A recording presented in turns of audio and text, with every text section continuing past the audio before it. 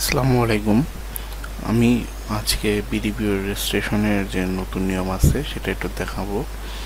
তো আগে আমরা registration.bdpo.net-এ যাব। এখানে দুটো কন্ডিশন দেওয়া আছে, এটাই এগ্রি করে তারপরে আমরা নেক্সটে যাব। তো নাম দিব, আমি আমার নামটা দিলাম, পুরো নামটা দিব।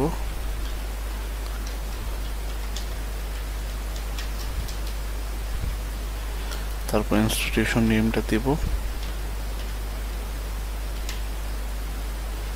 আমরা এখান থেকে চাইলে সিলেক্ট করে নিতে পারি। আমি আমার ক্লাসটা দিব। ক্লাসের ক্ষেত্রে গত বছর জুলাইতে যে ক্লাসে ছিলেন সেই ক্লাসটা অবশ্যই দিতে হবে।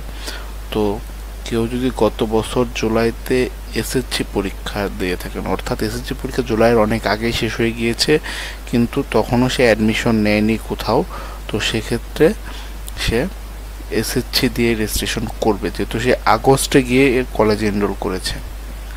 তো অটোমেটিক্যালি ক্যাটাগরিটা চলে আসবে। আর ডিস্ট্রিক্ট দিব।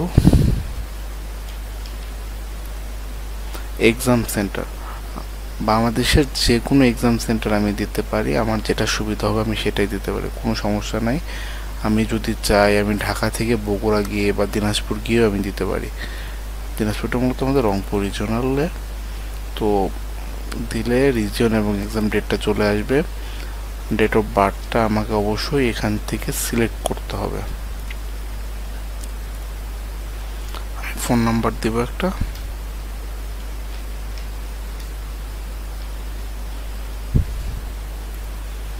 ইমেল দিতেও পারি, নাও দিতে পারি, ডাজন্ট ম্যাটার। তারপরে আমি আমার কোশ্চেন পেপারটা কোন ল্যাঙ্গুয়েজে চাই সেটা দিব। তো ইংলিশ চাইলে ইংলিশ বা বাংলা চাইলে বাংলা, আমি যেটা চাবো কোশ্চেন সেটা যেটাতে সুবিধা হবে সেটাই দিব। আই এগ্রি দ্যাট দিয়ে নেক্সট করব।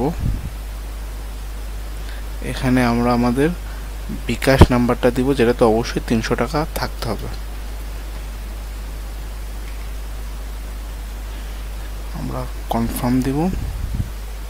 আমার ফোনে একটা ওটিপি আসবে,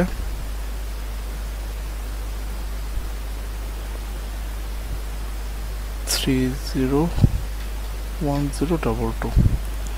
এর পরবর্তীতে আমি আমার বিকাশ পিনটা দিব। এই ওটিপিটা কিন্তু আপনাদের যে ওটিপিটা আসবে সে ওই ওটিপিটা দিবেন।